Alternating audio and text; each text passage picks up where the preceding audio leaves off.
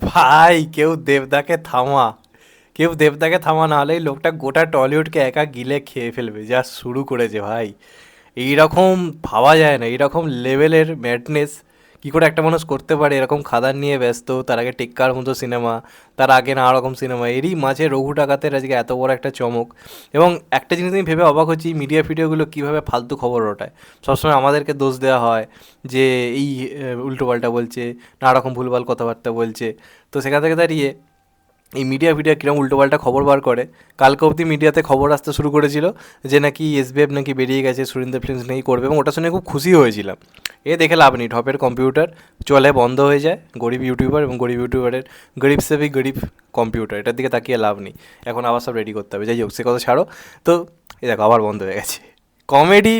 আমার চ্যানেলে কখনো বন্ধ হবে না, এই আশা তোমরা রাখতে পারো। যদি কমেডি পেতে যাও আমার চ্যানেলে এসে দেখো, বছরের শুরুতেই খেলা দেখো আমার চ্যানেলে।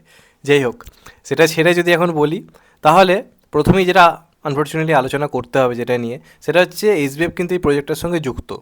এবং যেটা আমরা সবাই ভাবছিলাম, নানা রকম বিতর্কিত ব্যাপার স্যাপার করা হচ্ছিল, এই যে মিডিয়া থেকে নাকি একটা খবর বার করা হয়েছে নাকি দেবদা জিদ্দার মধ্যে নাকি খুব ঝামেলা, দেখছি সেটা নিয়ে অনেকে পোস্ট করছে। এদের কথা কেউ বিশ্বাস করে? এই তো কালকে অবধি খবর নাকি সুরিন্দর ফিল্মস নাকি করছে, দেবদা নাকি সুরিন্দর ফিল্মসকে উপহার দিয়েছে, কোথায়? যথেষ্ট ভালো, সব কিছু ঠিক আছে, এসবিএফের তরফ থেকে রঘু ডাকাত আসছে। তবে হ্যাঁ, একটা ব্যাপার কনফার্ম হয়ে গেলে, যেটা পুজোতেই রিলিজ করছে। কিন্তু যেটা নিয়ে মেনলি আলোচনা করার জায়গা, যে প্রত্যেক বছর 1 জানুয়ারিতে দেবদা ঠিক করেছে একটা না একটা করে ধামাকা আনবে। কম্পিউটার খারাপ হয়েছে বলে কি ভেবেছিস আমি দেখাতে চাই না? ঠিক আছে চলো, ফোন তো খোলা আছে। তো সেখানে আমরা দেবদার যে লুকটা দেখতে পাচ্ছি এখানে, ভাই চরম লাগছে। জাস্ট অ্যাগ্রেশন দেখো চোখের, দেবদার চোখ না কথা বলে। দেবদা যখন রেগে গিয়ে কিছু সিন করে, ওই সিনে দেবদার চোখ কথা বলে। তোমরা খাদানের সিনগুলো দেখবে, যখন কাউকে মারছে কাছ থেকে ক্লোজ শটে চোখগুলো নিচ্ছে, আগুন লাগে চোখের মধ্যে থেকে, যেন আগুন বেরোয়। তারপরে এইখানে যে এক্সপ্রেশনটা দেবদা দিয়েছে জাস্ট দেখো, এবং লুক অ্যান্ড ফিলটা জাস্ট দেখো, চরম লাগছে। এবং এটা প্রচুর বাজেটের একটা কাজ হতে চলেছে। এবং এর আগে খাদানের টাইমে দেবদা গেছিল এসবিএফের কাছে, তারা করতে রাজি হয়নি। তো তারপর তারা যখন দেখে খাদান বিরাট বড় হিট হয়েছে, তারা এই টাকাটা ইনভেস্ট করতে রাজি হয়েছে, যেটা এই সিনেমার পেছনে লাগবে।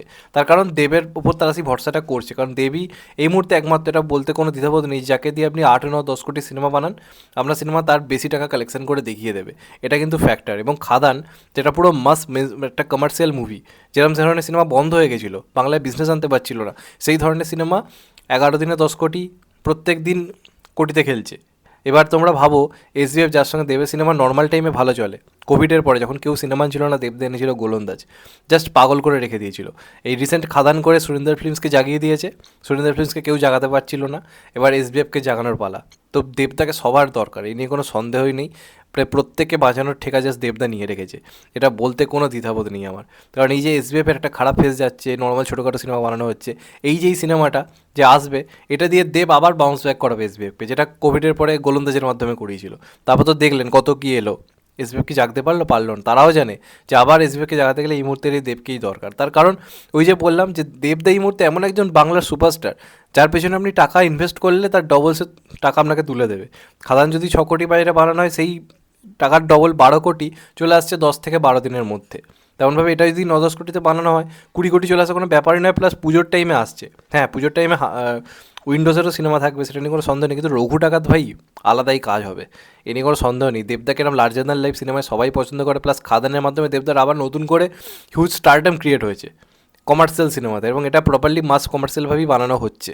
তো সেই হিসেবে আশা রয়েছে বিরাট বড় স্কেলে শুটিং হবে জাহাজ ফাজের মধ্যে দিয়ে, এবং তার সঙ্গে সঙ্গে কেরালার বিভিন্ন জায়গায় শুটিং স্পট খোঁজা হচ্ছে এই সিনেমাটার জন্য, রাজস্থান ফাজস্থান বিভিন্ন জায়গাতে।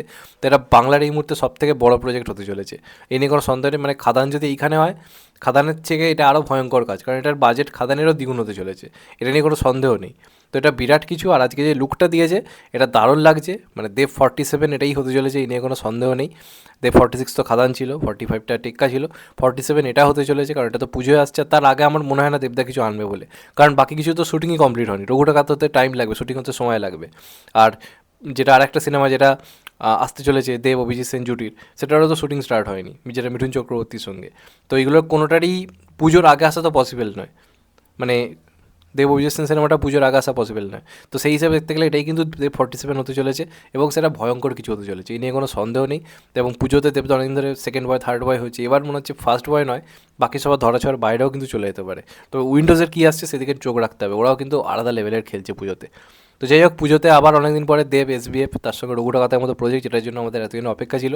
তো বছরের শুরুতে একটা বিরাট বড় ধামাকা, এই নিয়ে কোনো সন্দেহ নেই। তো দেখা যাক শেষ পর্যন্ত কেমন হয়। আমার তো পোস্টারে দেবদার লুকটা দারুণ লাগছে, চরম লাগছে। তোমাদের কেমন লেগেছে কমেন্ট করে অবশ্যই জানিও। আর চ্যানেলটা নতুন হলে সাবস্ক্রাইব করে দিও। আর সবাইকে হ্যাপি নিউ ইয়ার, প্রত্যেকের নতুন বছর ভালো কাটুক। সবাই আশা করো আমরা যেন ভালো কাটে। এখন 52,000, খুব শীঘ্রই যেন আরও বড় কোনো মাইলস্টোনে পৌঁছাতে পারি, তার জন্য সবাই প্রে করো, এটাই বলার। ভালো থেকো সবাই, টেক কেয়ার, নমস্কার, আবার দেখা হবে। এখন তো বাই, টেক কেয়ার।